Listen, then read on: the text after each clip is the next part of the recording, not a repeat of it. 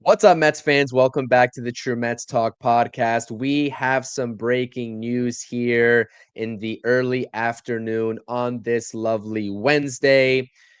Mets prospect, number 3 overall prospect in the Mets farm system, Nolan McLean, is officially getting the call to the big leagues and will make his debut this coming Saturday at Citi Field against the Seattle Mariners. This news comes around 24 hours after the fact that we learned of Frankie Montas's demotion to the bullpen, in which Carlos Mendoza left an open-ended answer as to whether one or multiple of the suspects, McLean or Sproat, would be coming up. Before we fully get into this video and breaking it down, what it means for this rotation moving forward, please do smash those thumbs up button, subscribe to the channel if you enjoy these conversations, and let me know your immediate reactions, thoughts, and opinions down below in the comments section. Mets fans, are we excited that the future is finally here? Well, half of it, I should say. Listen, this Mets rotation still needs a lot of work. And as we mentioned in the postgame stream yesterday, following a huge 13-5 victory over the Atlanta Braves at home, where the offense showed up, this rotation still needs more help. And Nolan McLean is not going to come up here and be the end-all, be-all savior for this team. But what it provides for this rotation is a spark and hopefully a little bit more length if the Mets aren't going to deploy many limitations on McLean for the rest of the season. Now, there is also a conversation to be had about Brandon Sproat, because I firmly believe Brandon Sproat will also be up at some point this month prior to September 1st. And maybe when the September call-ups are supposed to be happening later on this month, Brandon Sproat is probably going to be on this team, because that's how dire the situation is right now in this rotation, especially following a game where the Mets won, which was awesome, but Clay Holmes was only able to give you 3 2/3 innings, which has been a perpetual problem all season long, not only for Clay Holmes over his last 10 or so starts, but for this rotation in general.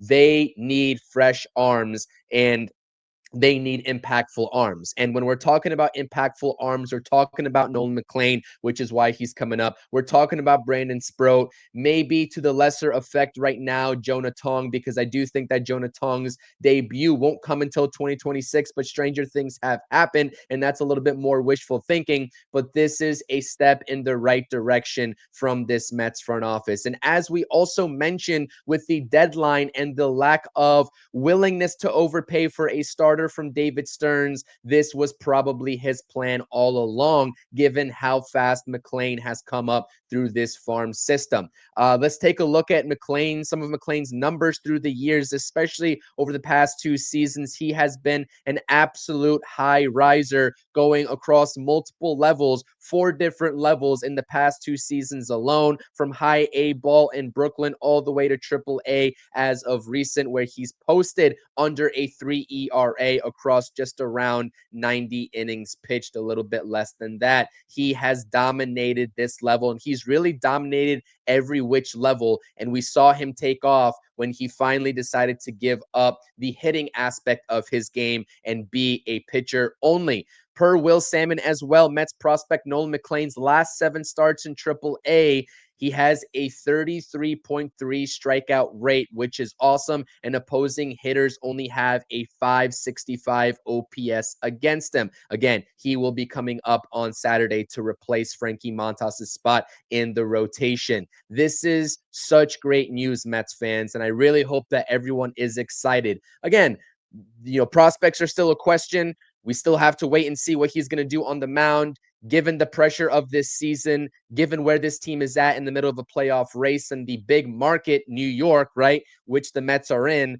All of that will sort itself out. If he comes up here and if he struggles, let's remember one thing. It's not his fault.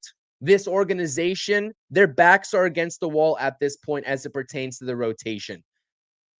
Getting question marks in the offseason and getting to this point, needing to rely on these prospects, is not Nolan McLean's fault. And if Brandon Sproat comes up, it won't be his fault either. but I enjoy the decision-making process and realizing the situation that they're in from David Stearns and this Mets front office and being proactive and bringing up someone that can definitely help this team more so than a guy like Frankie Montas, more so than a guy like Paul Blackburn, who was available to also call up, and he is getting called up, but he will be serving as another bullpen arm alongside Frankie Montas for some long relief there.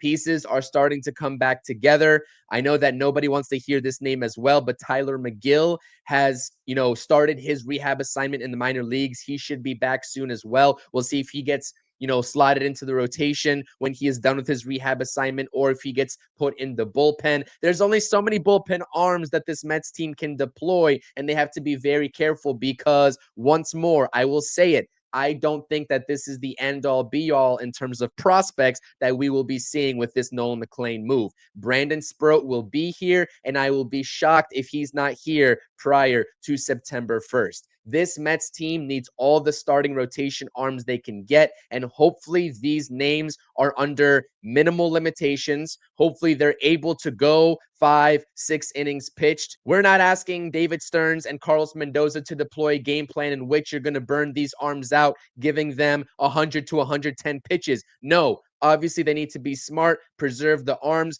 but also situational awareness mid-game is something that I hope Carlos Mendoza can excel in. If these prospects and Nolan McLean, if they're having a good game, leave them in and let them dominate, let them do their thing. So the future is bright, Mets fans, and the future is now in the middle of a wild card race. And while the Mets are only 5 games back of a division, looking up at the Philadelphia Phillies, stranger things have happened, especially going on runs. This season is far from over. Keep the faith. Let's go Mets. Game 2, Mets versus Braves, is tonight. Let's build on last night's win. Let's go Mets.